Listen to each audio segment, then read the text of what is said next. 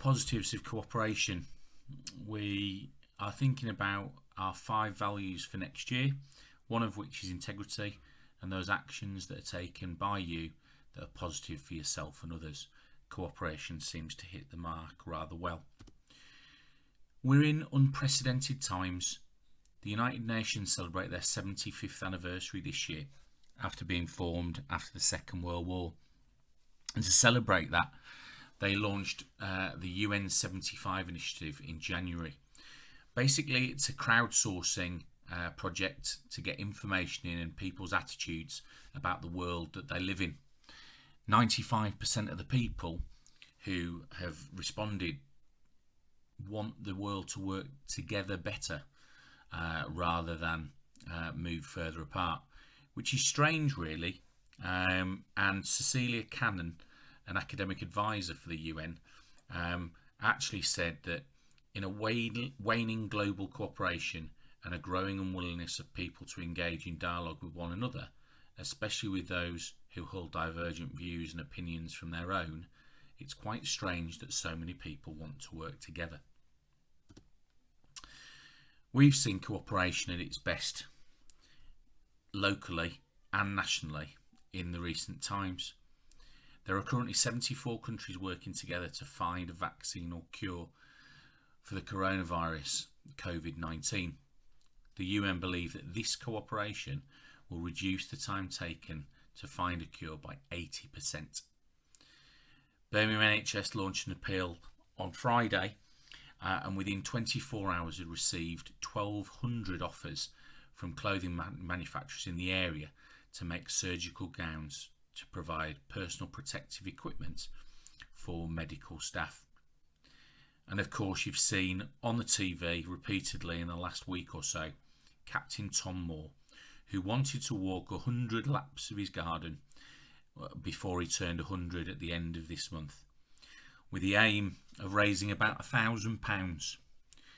You can see from this total on your screen that he's now raised £28 million for the NHS, and that's a fantastic offer. Cooperation isn't a new thing. There have been stories and fables around the world about the art of cooperation, and one of which I remember from when I was at school being told is this one. A very old man knew that he was going to die soon. Before he died, he wanted to know what heaven and hell were like. So he visited the wise men in his village. "Can you please tell me what heaven and hell are like?" he asked the wise man. "Come with me and I will show you," the wise man replied. The two men walked down a long path until they came to a large house. The wise man took the old man inside, and there they found a large dining room with an enormous table covered with every kind of food imaginable. Around the table were many people, all thin and hungry, who were holding 12-foot chopsticks. Every time they tried to feed themselves, the food fell off the chopsticks. The old man said to the wise man, "Surely this must be hell. Will you now show me heaven?" The wise man said, "Yes, come with me." The two men left the house and walked farther down the path until they reached another large house. Again they found a large dining room, and in it a table filled with all kinds of food. The people here were happy and appeared well fed, but they also held 12-foot chopsticks. "How can this be?" said the old man. "These people have 12-foot chopsticks, and yet they are happy and well fed." The wise man replied, "In heaven, people feed each other." That's been repeated in a variety of cultures across the globe in many different forms. And while looking for this assembly, I found a short clip on YouTube that sort of summed up the whole allegory.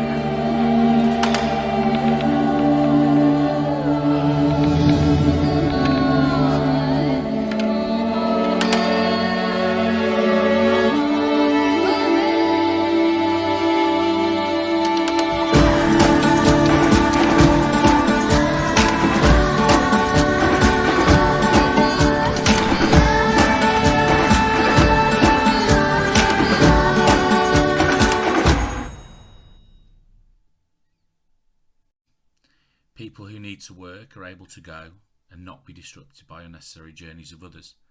Roads are clearer. People are getting to work a little bit easier. We're allowing older people and critical workers the opportunity to shop while the queues are quieter between 8 o'clock and 9 o'clock in the morning. We're distancing ourselves from other people to prevent others from catching the disease so that we protect all of society, not just ourselves. We're seeing less crime and people being nicer to one another. Somehow, distancing is bringing people together. Regularly, there are local news stories about people working in communities like they haven't before. And I thought that a little personal discomfort is working for all of us. Whether you're not getting quite the same food as you would have done had you had a free range of everything, whether you don't go out quite as often as you would have done normally, now is the time that we give a little bit of sacrifice from ourselves to make sure society is better. In this time, we've got those people working for themselves and working for the school, and I'm pleased to say that Zainab is at the top of the GCSE pod for both total streamed activities and the total that she's downloaded. She's working really hard to make sure that she's ready for whenever the schools reopen and she gets the best opportunity to do well. While she's doing that with Peter and Dennis, we've also got the fact that we are closing the gap on Hasland Hall Community School, who are only 4,000 points ahead of us now. So let's work together to try and close that gap. And while you're doing it, see if you can close on Zainab and make it an interesting competition for the end of May when we're going to release some prizes. So what now? All I can say is keep doing what we're doing. We've still got no news from the government about when schools or workplaces will reopen. Media are speculating that it will be soon. However, what we don't want to do is come back to normality too early and have a spike in the virus again, which would then mean that we'd have more deaths and a longer period of time where we're under this situation. You need to carry on working using the student portal, talking to your heads of year and other teachers that you are contacted by. If you have problems getting on the student portal, then please contact your head of year and just make sure that they're aware, because we have sent things home in the post for some people who aren't able to access it. I also know that one or two people have misunderstood or found it difficult to find work that's available.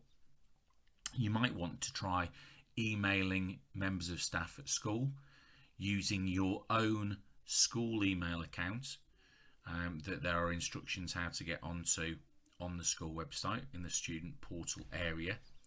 You can email staff in the normal way, is their first initial of their first name alongside their surname. No dots, no underscores, nothing like that, and that's at smesto.org. You should be able to get a response from your teacher. Most importantly, be kind, be supportive and be cooperative. Stay safe, stay well and look after your family.